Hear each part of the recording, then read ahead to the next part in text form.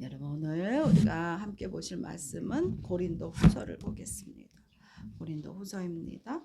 고린도 후서 신약성경이지요. 고린도 후서 4장을 보겠습니다. 고린도 후서 4장 16절부터 18절까지 말씀 볼 때 여러분 그 자리에서 다 일어나셔서 오늘은 하나님 내게 어떤 말씀을 주실까? 어떤 말씀으로 나를 위로해 주실까? 여러분 기대하며 우리 함께 읽겠습니다.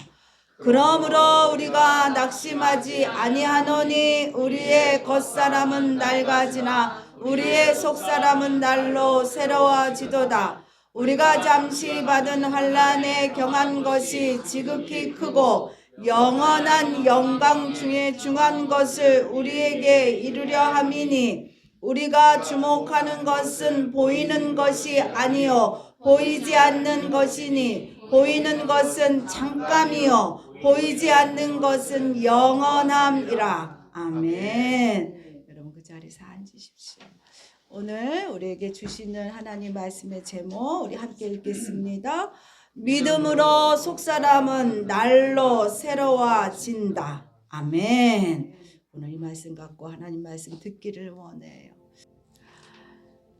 여러분, 여러분의 시력이 어떻습니까? 시력이 다들 괜찮으십니까? 어디까지 여러분은 볼 수 있으십니까? 저는 좋은 눈을 저도 받았는데 고등학교 가서 급속히 눈이 나빠졌어요.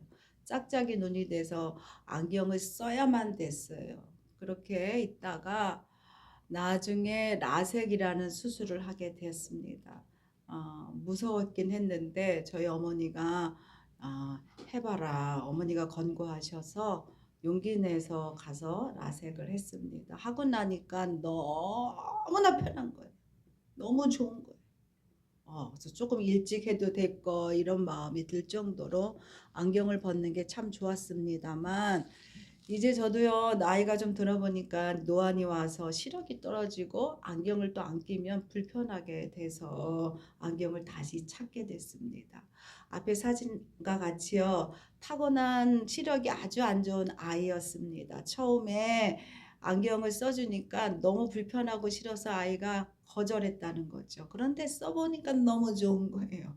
써보니까 너무 화난 거예요. 그래서 이 아이가 환하게 웃는 모습을 여러 번 보고 있습니다.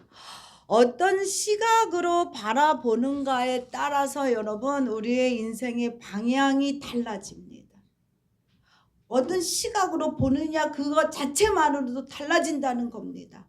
그리고 그 어떤 시각으로 안경을 쓴 것만으로 환하게 웃는 그 아이의 표정같이 기쁘고 즐겁게 살 수 있다는 거지요. 같은 것을 보아도 어떤 시각을 가지고 보느냐에 따라서 우리의 미래가 달라지기 때문입니다. 믿음의 시각을 가져야 하는 이유가 여러분 보이는 것뿐만이 아니라 보이지 아니하지만 보여질 것까지 볼 수 있기 때문에 믿음의 시각으로 보라는 것입니다. 현재는요 보이지 않고 답답하지요. 그렇죠. 현재는 보이지 않고 부족한 것 같고 안 되는 것 같은 지금 나의 현실에 여러분 매몰되지 마세요. 하나님 그렇게 우리를 그렇게 매몰돼서 안 되게 우리를 끌고 가시는 하나님이 아니십니다. 그냥 내버려 두시는 하나님이 아니시라는 겁니다. 하나님의 시각으로 미래를 쳐다보셔야만 합니다. 소망의 눈을 떠서 바라보셔야만 합니다. 그렇게 되면 현재의 상황이 어떨지라도 우리를 낙심케 하지 않습니다. 여러분 믿으시지요? 아멘. 그러나 잘못된 사실을 믿게 하는 미신이라는 게 있죠. 미신.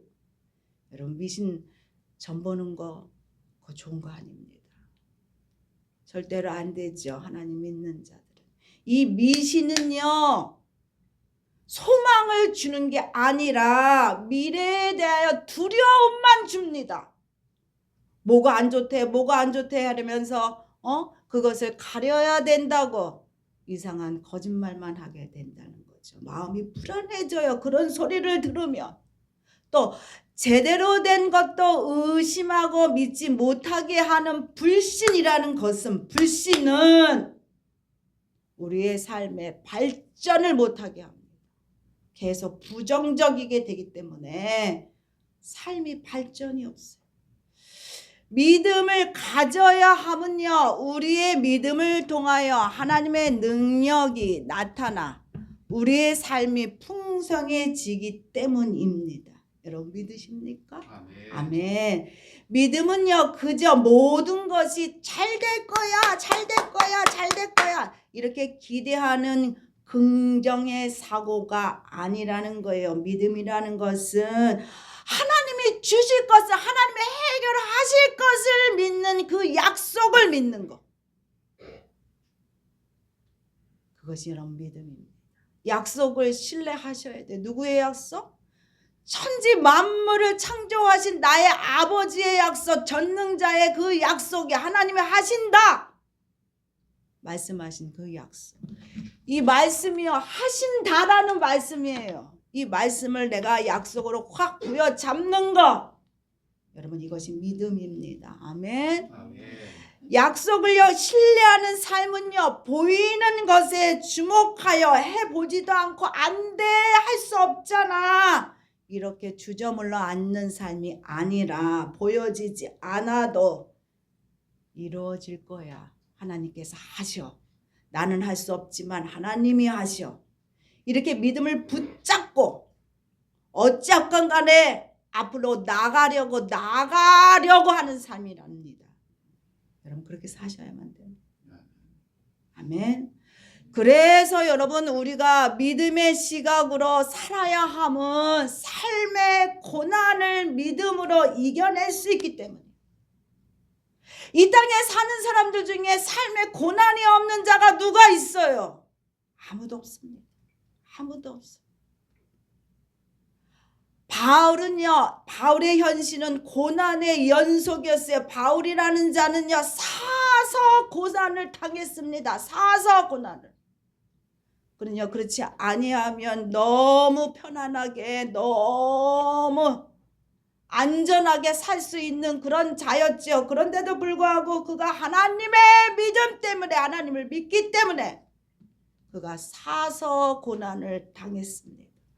복음의 능력이 있어, 이것을 바울이 확신했기 때문에 장차 올 미래를 소망하면서 믿음으로 스스로 환난을 겪었다는 겁니다.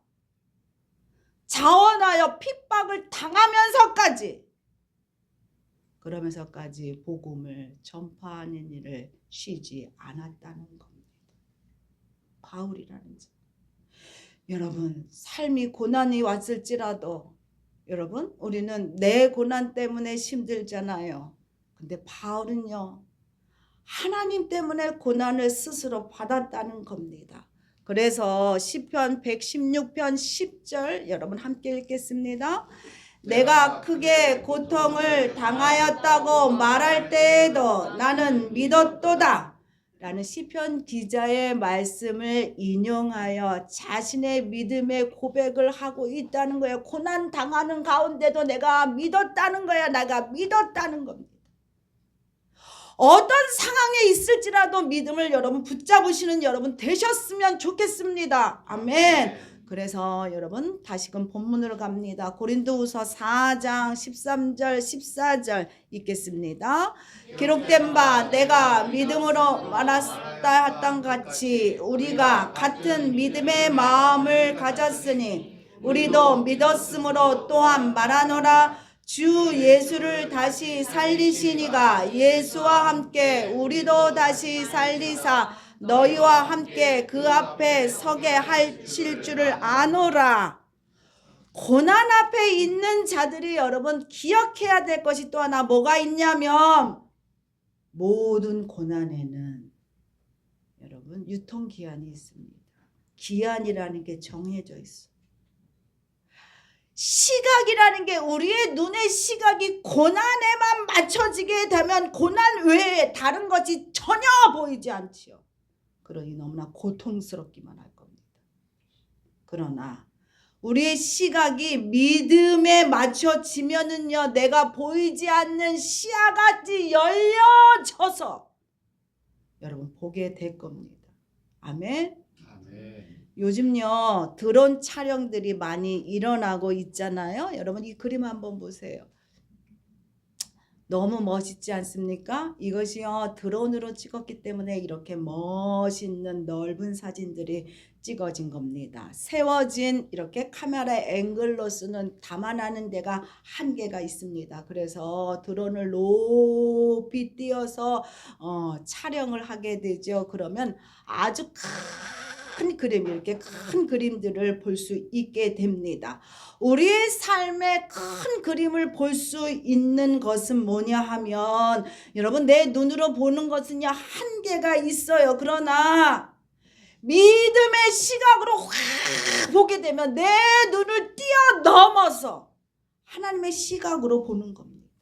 하나님의 계획이 내 마음 가운데 들어와지게 되는 겁니다. 여러분 믿으십니까? 아멘. 그래서 여러분 믿음의 시각으로 보라는 겁니다. 믿음의 시각으로 보게 되면 내 눈에 보이지 않는 저 고난의 끝점, 그것이 보일 겁니다. 그냥 눈으로 보면 고난이라는 게 언제 끝날까? 안 끝날 것 같아요. 아주 막 지겹고 지겨워요. 넌덜머리가 나죠. 동굴같이 보입니다. 계속 더 들어가고 더 깜깜해질 것 같아요. 그러나 하나님의 믿음으로 시각으로 보면 그것이 동굴이 아니라 고난은 터널이라는 거예요. 터널. 아무리 길어도 여러분 터널은 어떻게 됩니까? 끝점이 있잖아요. 끝점이. 그래서 믿음의 시각으로 넓게 위에서 확 보면 보이지 않는 고난의 끝점이 보이게 된다는 겁니다. 그래서 우리가 믿음으로 살라고 그렇게 말씀하시는 이유가 여기에 있습니다. 아멘. 엄청난 고난을 받은 욥은요, 이유도 모르는 채 찾아온 고난 속에서 그는요 낙심하지 아니했다는 겁니다. 왜 욥이 낙심하지 아니했는가? 욥이요 고난의 끝이 있다는 사실을 알게 되었기 때문에 하나님을 만나고, 고난의 끝이 있다는 것을 알게 했어. 하나님을 만나고. 여러분 야고보서 5장 11절 보겠습니다. 보라, 인내하는 자를 우리가 복되다 하나니 너희가 욥의 인내를 들었고 주께서 주신 결말을 보았거니와 주는 가장 자비하시고 긍휼히 여기시는 이시니라. 올해도 우리는요 수많은 고난과 문제를 겪었지요. 그렇지만 그런 가운데서도 우리는 여기까지 와 있습니다. 여기까지 우리가 오게 된 거 하나님의 은혜지요. 아멘. 문제가 올 때마다 확 숨이 막히고 답답하고 마음의 불신이 확 들어올라. 내가 정말 예수를 믿어야 되나, 이런 불신까지 들으신 분들도 있을 수도 있습니다만, 여러분 그런 속에서도 우리가 믿음의 시각을 버리지 아니하고 믿음을 붙잡고 예배하러 왔을 때 자비와 긍휼의 하나님이 우리와 함께 하셨기 때문에 여러분 견디셨다는 겁니다. 아멘. 아니 무슨 하나님이 도우셨어, 하나님이 하셨어, 내가 했지, 이렇게 말하시는 분들도 있을 수 있습니다만, 여러분 이거는요 믿음 있는 사람이 하는 소리가 아니라 불씨를 조장하는 마귀가 하는 소리입니다. 여러분 마귀의 속삭임에 속지 마시기를 부탁드립니다. 두 번째는요, 믿음의 시각으로 살 때 우리의 속사람은 날마다 새로워진다는 겁니다. 고린도후서 4장 16절 읽겠습니다. 그러므로 우리가 낙심하지 아니하노니 우리의 겉사람은 낡아지나 우리의 속사람은 날로 새로워지도다. 고난 가운데 낙심이 들기도 하지만 다시 믿음의 시각으로 바라볼 때 소망이 생긴다는 거예요. 소망. 왜? 하나님이 우리에게 소망의 눈을 뜨게 하기 때문에. 고난을 넘어 축복이 보인다는 거야. 고난을 넘어 축복이. 여러분, 이 축복은요, 우리 속사람이 고난을 통해 새로워지는 축복을 얘기해 주고 있는 겁니다. 그러나 이런 분들도 계실지 몰라요. 낮추는 축복도 싫으니 제발 문제가 없는 삶을 살고 싶어요. 고난도 없는 삶을 살고 싶어요. 이렇게 말씀하시는 분도 있을 수 있겠지만 여러분, 그런 인생은 없어요. 그런 삶은 이 땅에서 없습니다. 바라고 바랄 필요도 없어요. 그런 삶은, 그런 인생은 없습니다. 그런 인생을 원한다면 그런 사람은요, 그냥 아무런 성장 없이 그냥 누워있는 갓난아기 같이 살아야 되는 삶을 살아야 되는 자라는 것을 여러분 명심하기를 부탁드립니다.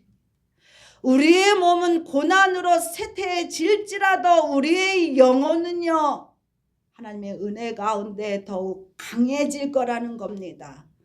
그래서 하나님이 우리의 영혼을 강해지게 하기 위하여, 우리의 영혼이 새로워지게 하기 위하여 우리에게 고난을 주시는 거예요. 고난이 없는 인생이 행복한 인생이 절대로 아니라는 거예요. 어떤 자도 고난의 강을 건너보지 않은 자는 아무도 없어요. 아무도 없어요.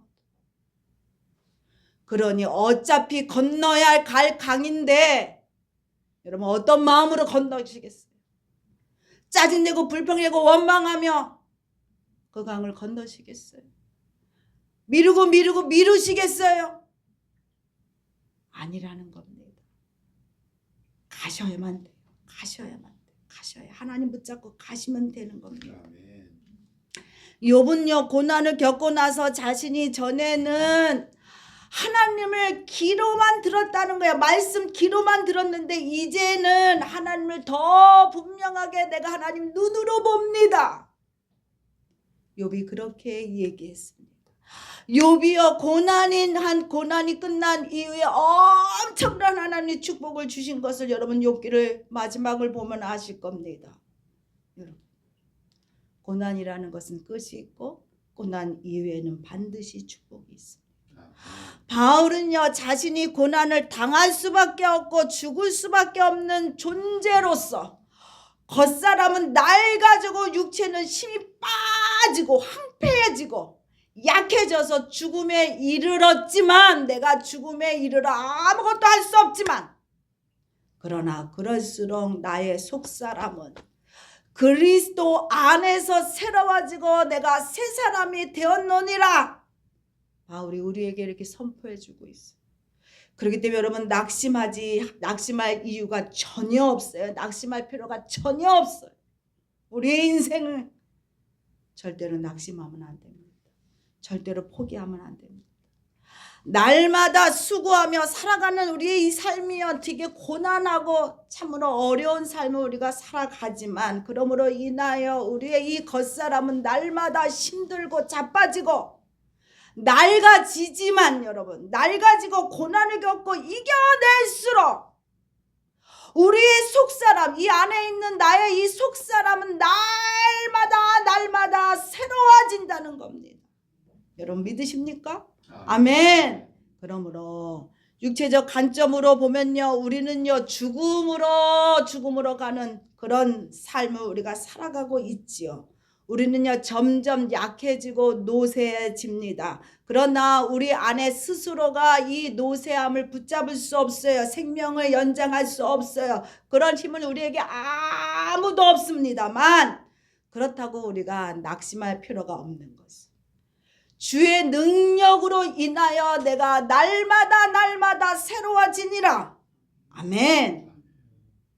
겉사람은 낡아지지만 내 속사람은 주의 능력으로 인하여 새로워지고 있다는 거야. 날마다 주 안에서 내가 거듭나고 있음을 믿으시길 바랍니다.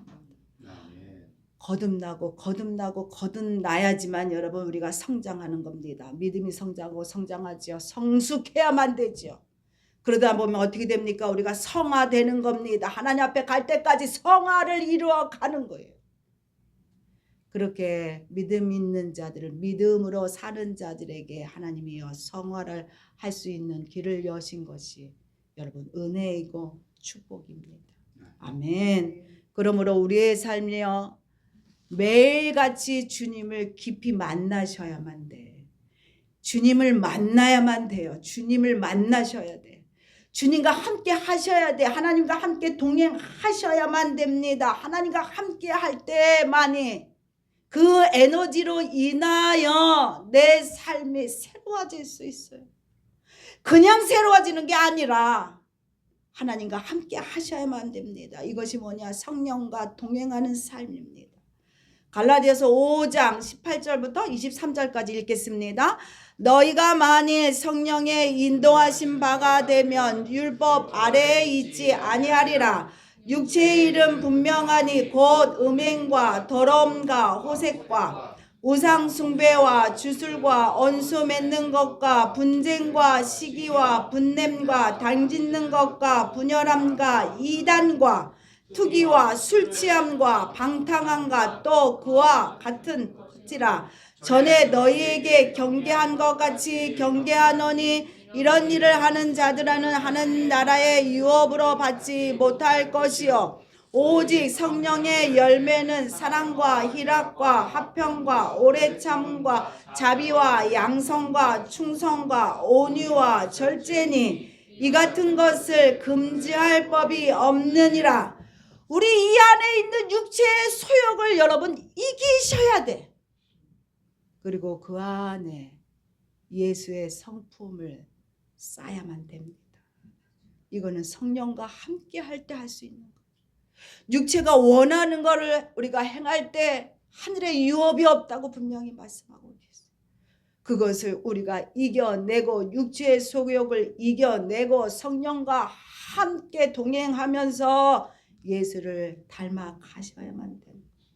죽음을 보지 않고 들려 올라갔던 에녹은 날마다 하나님과 동행하는 삶을 살았다고 성경이 분명히 우리에게 증언해 주고 있다는 거죠.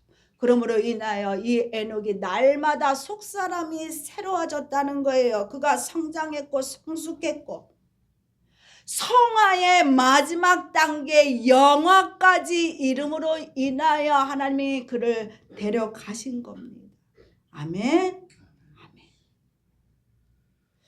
우리의 삶의 매 순간 우리를 좌절시키고 낙심시키는 환란이 존재하지만 여러분 이 환란은 다시금 말씀드리지만 이 고난은 잠시 잠깐이라는 것입니다.